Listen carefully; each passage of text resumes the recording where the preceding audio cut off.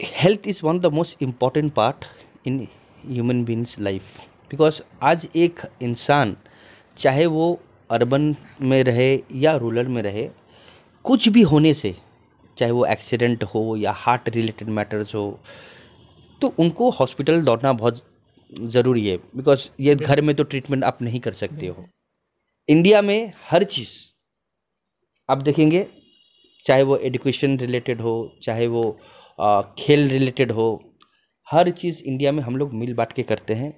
और ये जो भाईचारा है, तो ये मैसेज जैसा अच्छा जाए पूरी दुनिया को।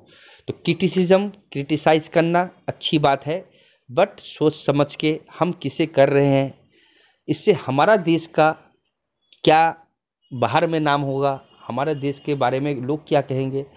तो ये हमें सोच समझ के हर चीज़ का जवाब देना बहुत ज़रूरी है। ये जो इनिशिएटिव जो आपने लिया है, एक रूरल एरिया, आई थिंक आप फर्स्ट चैनल होंगे तो ये रियलिटी जो हॉस्पिटल के बारे में जो आपने दिखाया है, तो इसलिए मैं आपको दिल से शुक्रिया अदा करना चाहता हूँ। नमस्कार, आदाब, स्वागत है आप सभी का लाइव इंडिया न्यूज़ में। मैं हूं आपके साथ जमशेद, और आज हम आपके सामने एक ऐसे शख्स को लेकर हाजिर हैं जिन्हें आप सब जानते हैं। ये एक जाने माने सोशल वर्कर हैं और बंगाल हेल्पिंग हैंड ट्रस्ट के फाउंडर भी हैं। सर, आपका बहुत बहुत स्वागत है।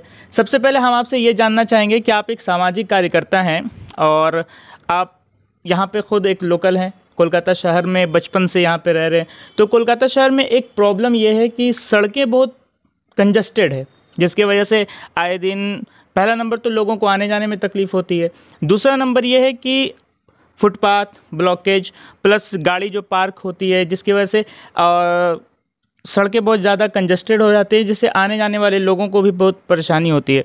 और सबसे ज़्यादा जो लोग बहुत तेज़ी से गाड़ी चलाते हैं तो बहुत एक्सीडेंट्स भी होते रहते हैं। अभी पिछले दिनों एक घटना सामने आया था जिसमें देखा गया कि एक लेडीज़ अपने बच्चे को स्कूल से छोड़ कर आ रही थी, उसके बाद उनका एक्सीडेंट हो गया। तो क्या कहना चाहेंगे आप इस मुद्दे पर? अस्सलाम वालेकुम, नमस्ते सभी दर्शकों को। और जमशेद, ये जो मसला जो लाइव टीवी आप लोगों ने उठाया था 2 हफ्ता पहले, तो जब हमारे जो मेयर साहब है फिराद हकीम साहब, उनका जब स्टेटमेंट आया था टेलीग्राफ में, तो मसला आपने उठाया, आपने मेरा इंटरव्यू भी लिया था। तो इससे एज अ सोशल वर्कर मैं आपको यही कहना चाहता हूँ, जो लास्ट टाइम भी हमने कहा था कि जो सड़कें हैं जहाँ पर पेवमेंट्स है, उनके बारे में सरकार कुछ ऐसा डिसीजन ले जहाँ किसी को कोई प्रॉब्लम्स जैसा ना हो। देखिए, गरीब इंसान, हर यहाँ बड़े लोग भी रहते हैं, मिडिल क्लास भी रहते हैं, गरीब भी है, तो हर किसी का गुजारा हो, हर किसी का बसेरा हो। तो गवर्नमेंट जो हमारे हैं, जो हमारी सरकार है, तो इनका जो ये सोच है, तो मैं I am really very thankful to Firhad Hakim साहब। तो अभी क्या है कि गवर्नमेंट के साथ में हम आम जनता, हम जो आम पब्लिक है, हमें भी उनका साथ देना पड़ेगा। तो अब क्या है कि ये जो मसला है, इसे यहाँ तक हमें ख़त्म नहीं करना है। इस मसले के साथ में हमें जो डिफरेंट बॉडीज़ है, डिफरेंट अथॉरिटीज़ है, उनसे भी आप जाके मिल के देखो क्या इसका रास्ता निकल सकता है, क्या हल निकल सकता है, ताकि लोगों को मुश्किल का सामना ना करना पड़े। और रिसेंटली आपने देखा होगा कि एक एक्सीडेंट हुआ था बेडफोर्ड लैंड में। तो बेडफोर्ड लैंड में आई थिंक रिपन स्ट्रीट के अगल बगल में होता है। तो हमने भी वो न्यूज़ देखा, कुछ सोशल नेटवर्क चैनल्स में देखा। तो एक लेडीज़ अपने बच्चे को स्कूल छोड़ रही थी, तो उसी वक्त बच्चे को छोड़ने के बाद अचानक एक मोटरसाइकिल आता है और उनको टक्कर मार देता है। तो उसके बाद में जो मुझे खबर में जो मैंने देखा कि उनका डेथ भी हो गया। तो मैं खास कर जो हमारी जो ट्रैफिक डिवीज़न जो है कलकत्ता पुलिस की, ये Calcutta police is one of the best, माने स्कॉटलैंड यार्ड के बाद हमारा ही नाम आता है कलकत्ता पुलिस का। तो मैं जो ट्रैफिक डिवीज़न है, मैं प्लस जो लोकल काउंसलर है, हर एरिया, हर एक वार्ड के जितने लोग भी रहते हैं उस एरिया में, ये डिसीजन सबको बैठ के मिल के लेना बहुत ज़रूरी है। नहीं तो आप देखोगे रोज़ कुछ ना कुछ एक घटना होगा। और हमारे जो यंग जो बच्चे हैं, जिनका उम्र देखोगे 13 साल है, 12 साल है, उनके जो अब्बा होते हैं या फैमिली के कोई भी मेंबर्स होते हैं, मैं उनको भी रिक्वेस्ट करना चाहता हूँ कि सोच समझ के अपने बच्चों को आप दो पहिया जो बाइक होता है या गाड़ी, बिकॉज जब तक वो 18 साल का नहीं होता है, प्लस अगर जब तक वो ड्राइविंग लाइसेंस का हकदार नहीं होता है, तब तक आप उन्हें किसी भी तरह का कोई भी, चाहे वो जिद करे, हो सकता है, देखिए माँ बाप क्या होता है ना, माँ बाप पिघल जाते हैं, औलाद के सामने ही पिघल जाते हैं। तो माँ बाप हर कोई चाहता है कि मेरा बच्चा अच्छा पढ़े, अच्छा लिखे, अच्छा कपड़ा पहने।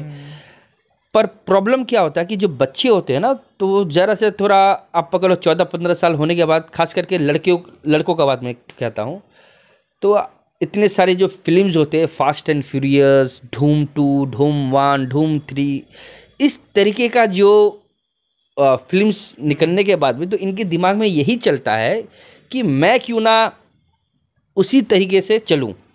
तो मैं थोड़ा क्लियर कर देना चाहता हूं, that is what is shown to you, it is a picture, it is not a reality.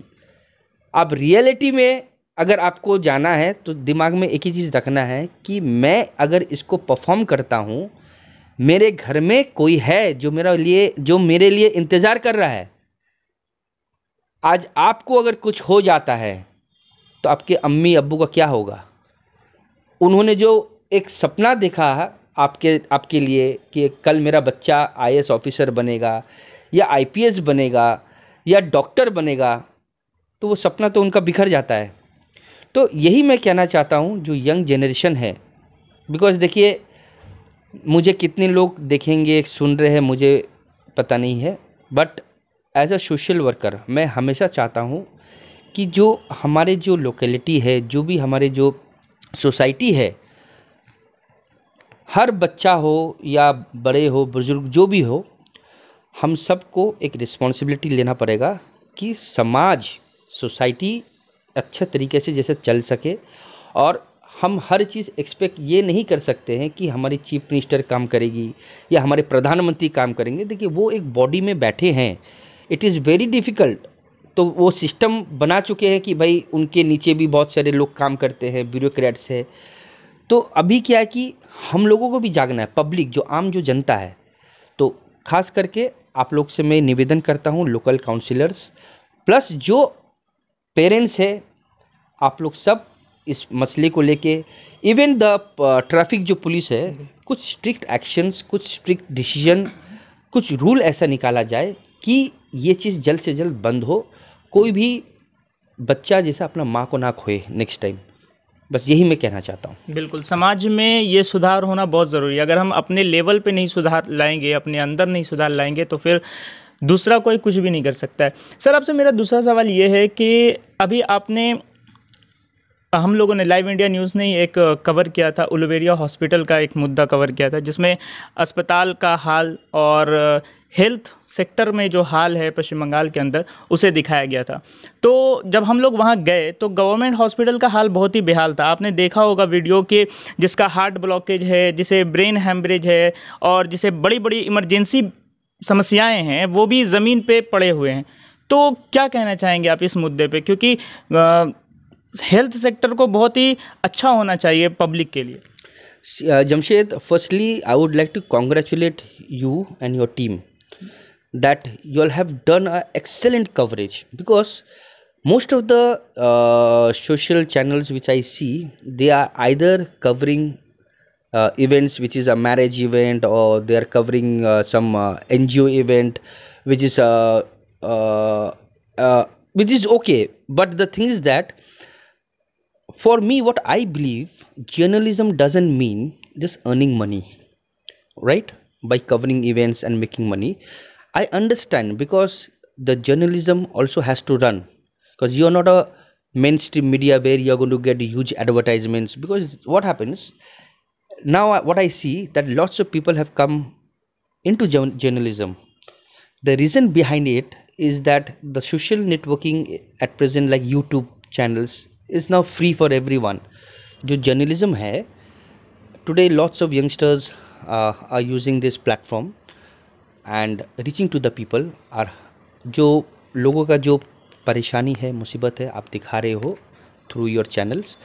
So what I would like to tell to your channel, which is live news, live India news, that ये जो initiative जो आपने लिया है एक rural area, I think आप first channel होंगे जो ये रियलिटी जो हॉस्पिटल के बारे में जो आपने दिखाया है. तो इसलिए मैं आपको दिल से शुक्रिया अदा करना चाहता हूँ कि आपने हमें ये चीज़ दिखाने के बाद में, तो मेरे दिमाग में भी जो क्वेश्चन आया है.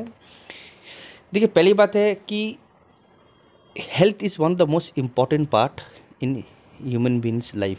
बिकॉज आज एक इंसान चाहे वो अर्बन में रहे या रूरल में रहे, कुछ भी होने से, चाहे वो एक्सीडेंट हो या हार्ट रिलेटेड मैटर्स हो, तो उनको हॉस्पिटल दौड़ना बहुत ज़रूरी है. बिकॉज ये घर में तो ट्रीटमेंट आप नहीं कर सकते हो.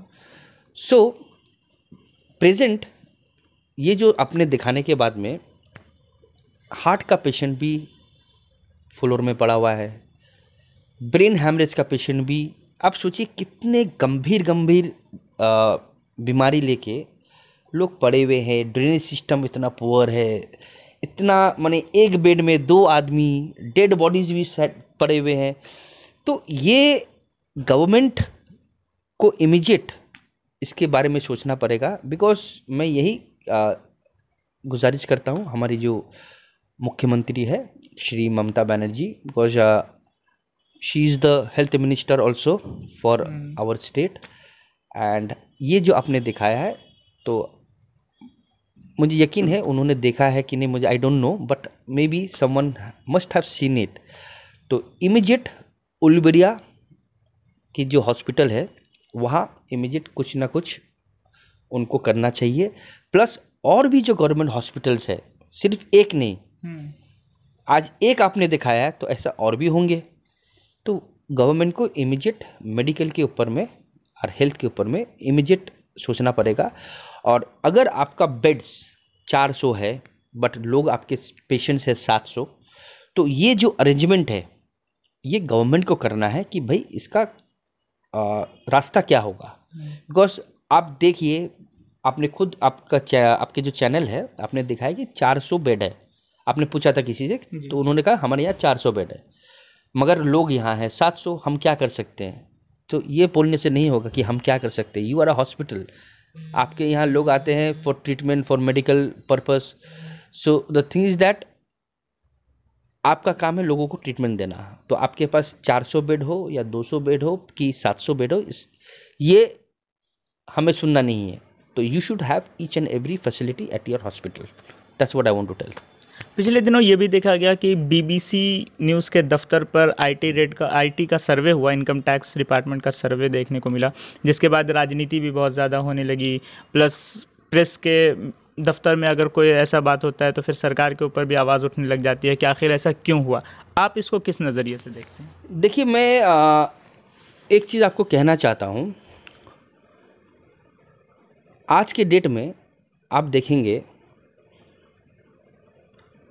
हम अदानी के नाम लेते हैं, राइट, मिस्टर गौतम अदानी.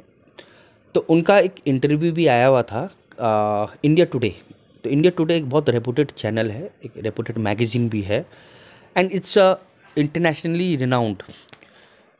तो उनका जो स्टेटमेंट आप देखेंगे तो उन्होंने क्लियर कहा कि हमारे पास इतना एसेट है तो इंडिया के लोगों को घबराने की, प्लस हमारी जो हमारे जो ओनर्स है, जो हमारे शेयर्स लेते हैं, उनको भी घबराने की कोई ज़रूरत नहीं है.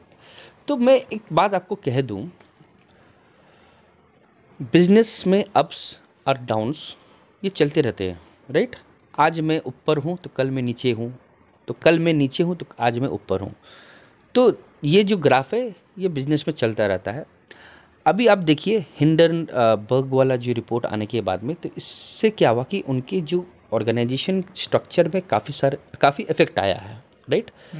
तो डे बाय डे उनका जो शेयर्स है डिफरेंट डिफरेंट कंपनीज, नाउ अंदर का जो मसला है, बिकॉज मैं तो सुप्रीम कोर्ट नहीं हूँ, ना ही मैं हाई कोर्ट हूँ, ना ही मैं लोअर कोर्ट हूँ। तो ये जो फैसला है, जो बॉडीज़ है हमारी देश की, सेबी, तो आज अगर इनका कंपनी का ये पोजीशन है जहाँ लाखों लाखों लोगों का इन्वेस्टमेंट है, तो if it is the fact जो दिखाया जा रहा है कि उनका शेयर में घोटाला हुआ है या कुछ भी हुआ है, तो ये उनका ड्यूटी है सेबी का। और मेरा एक ही क्वेश्चन है कि इतना बड़ा जो आज माने जिस तरीके से दिखाया जा रहा है कि उनका कंपनी ने इतना माने फर्जी शेयर इन्वेस्टमेंट से शेयर का जो इन्वेस्टमेंट है फर्जी कंपनी के द्वारा, तो गवर्नमेंट क्या कर रही थी? My question is that what was the government doing?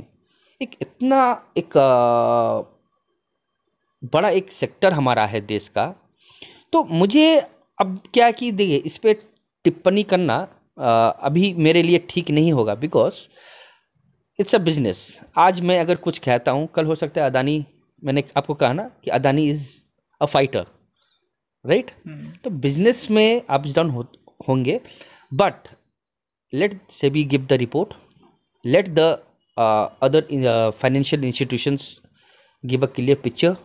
और इसके लिए जो कांग्रेस गवर्नमेंट पार्लियामेंट में जो कहा गया था जेपीसी, जॉइंट पार्लियामेंट्री कमेटी, तो joint parliamentary committee should be there and should be done immediately to know the fact. तो इससे I think whether it is an opposition और whether it is the ruling party should have no issues with it, because पहले भी India में बहुत सारे इस तरीके के घोटाले या बिजनेस फ्रॉड या बहुत कुछ हो चुका है। चाहे आप हर्षद मेहता का नाम लो, केतन पारेख का नाम लो, अभी अब मेहुल चोकसी जो अभी भागे हुए हैं, या आपके ललित मोदी जो भागे हुए हैं।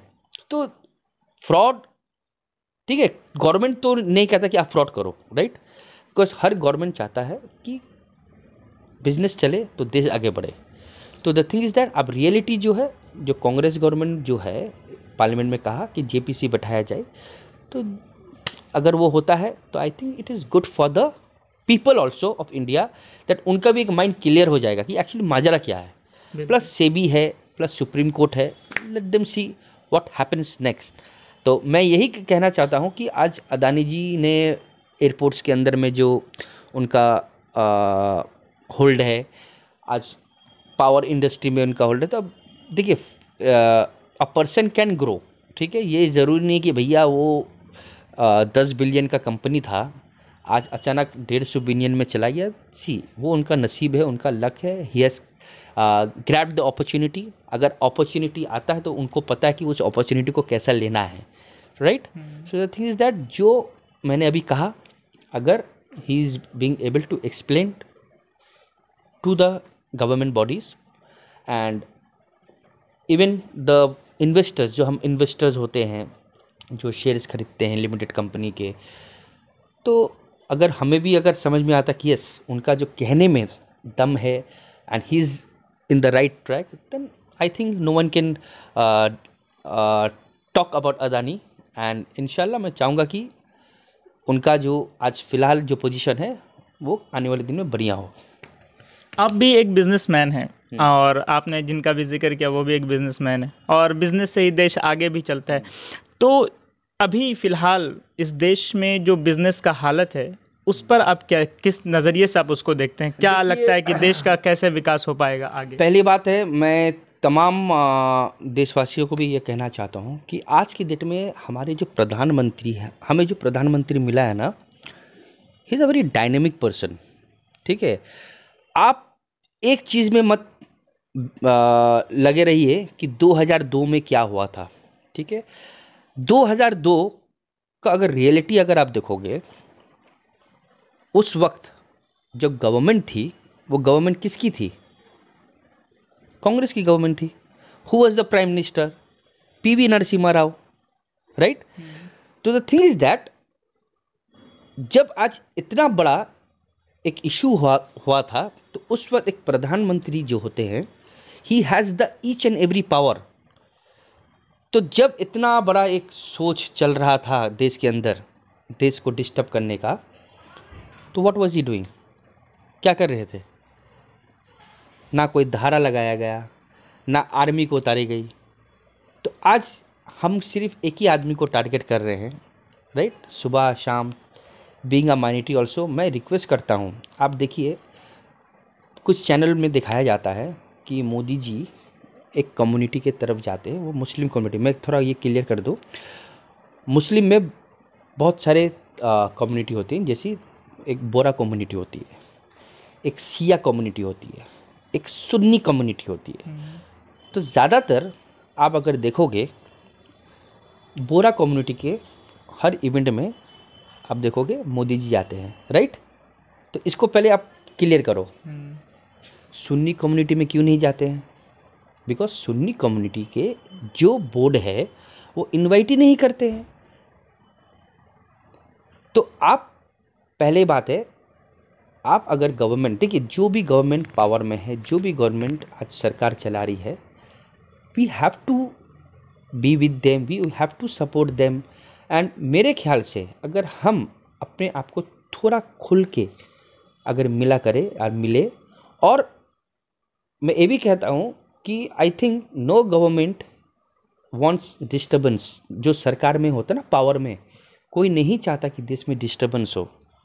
तो मैं यही कहना चाहता हूँ कि मोदी जी जो है या उनकी जो गवर्नमेंट है, आप जो सुन्नी जो बोर्ड हमारी है, ठीक है, उनको उनके साथ में एक मीटिंग बैठा के, एक प्लस हम गवर्नमेंट को किस हिसाब से सपोर्ट कर सकते हैं। जैसे आप देखो बोरा कम्युनिटी जो होता है एक 5% की कम्युनिटी है, बट आप देखोगे हर साल वो 100, 150, 200 करोड़ डोनेट करते हैं। कहाँ? कोई भी पीएम फंड हुआ या कोई भी आपका क्राइसिस होता है, राइट।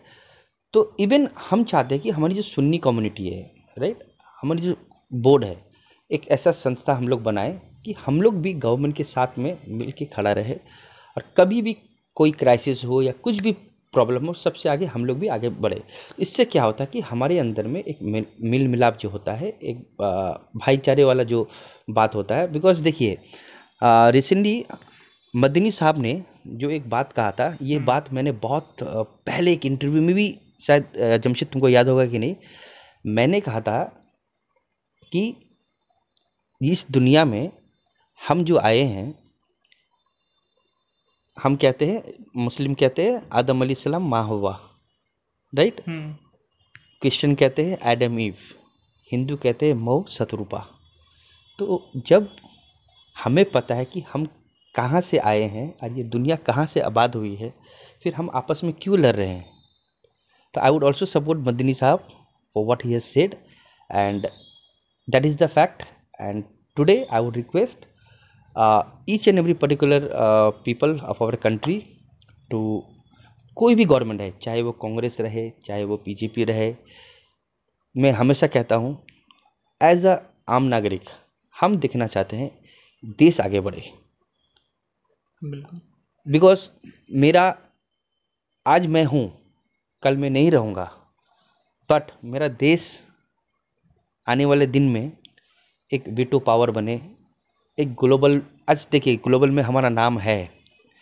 जो पहले बहुत लोग कम नाम लिया करते थे, आज के डेट में आप चाहे मिडिल ईस्ट में जाओ या यूरोप के किसी भी देश में जाओ, people know India and people know your prime minister very nicely.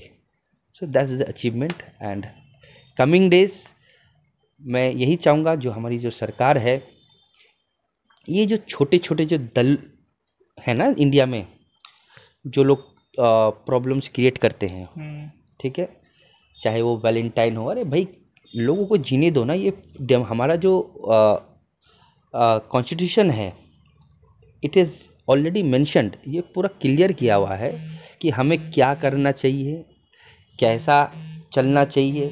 तो आप कौन हो? आप तो सुप्रीम कोर्ट हो नहीं, आप तो हाई कोर्ट हो नहीं, आप तो तो आप क्या, पुलिस का भी काम आप ही को अगर करना है तो पुलिस हटा दीजिए, सिस्टम हटा दीजिए। तो मैं यही कहना चाहता हूँ कि ये जो छोटे छोटे जो दल जो बनाए गए हैं, जो इंसान की जो निजी ज़िंदगी में जो दाखिल दे रहे हैं कि ये मत खाओ, ये मत करो, ये मत पहनो, इसके लिए इमीडिएट कुछ ऐसा हमारा जो गवर्नमेंट है कुछ सोचे। बिकॉज इससे क्या होता है कि गवर्नमेंट काम करना चाह रही है, काम कर रही है, पर कुछ कुछ लोगों के लिए गवर्नमेंट का नाम और छवि भी खराब होता है। तो ये जो भारत देश है ना हमारा, एक बहुत प्यारा देश है। इतने सारे लैंग्वेज, इतने सारे लोग, अलग अलग भेष के लोग आपको मिलेंगे। अगर आप पकड़ लीजिए, कलकत्ता से आप चला जाइए असम, वहाँ के कल्चर अलग है। आप असम से चला जाइए तमिलनाडु, वहाँ के लैंग्वेज अलग है। तो India is gifted and India is, that is why India is known as a golden country. India को क्या बोलते हैं? पिकॉक को क्यों मानते हैं आप? तो the thing is that India में हर चीज़ आप देखेंगे, चाहे वो एजुकेशन रिलेटेड हो, चाहे वो खेल रिलेटेड हो, हर चीज़ इंडिया में हम लोग मिल बांट के करते हैं। और ये जो भाईचारा है, तो ये मैसेज जैसा अच्छा जाए पूरी दुनिया को। तो क्रिटिसाइज करना अच्छी बात है, बट सोच समझ के हम किसे कर रहे हैं, इससे हमारा देश का क्या बाहर में नाम होगा, हमारे देश के बारे में लोग क्या कहेंगे। तो ये हमें सोच समझ के हर चीज़ का जवाब देना बहुत ज़रूरी है। और मैं यही रिक्वेस्ट करता हूँ कि हमारी जो सरकार है वो जैसे इस मुद्दे को आगे इस तरीके से देखे कि भेदभाव जैसा ना हो, हम सब मिल के रहे, सुकून से रहे। बिल्कुल, मिलजुल कर रहना और समाज को आगे बढ़ाना, तभी देश की उन्नति होगी। और पर्सनल लेवल पर, ज़ाती लेवल पर इंसान की भी उन्नति तभी होती है। बहुत बहुत शुक्रिया हमसे बात करने के लिए, और आप भी बने रहिए लाइव इंडिया न्यूज़ के साथ और दीजिए हमें इजाज़त। शुक्रिया।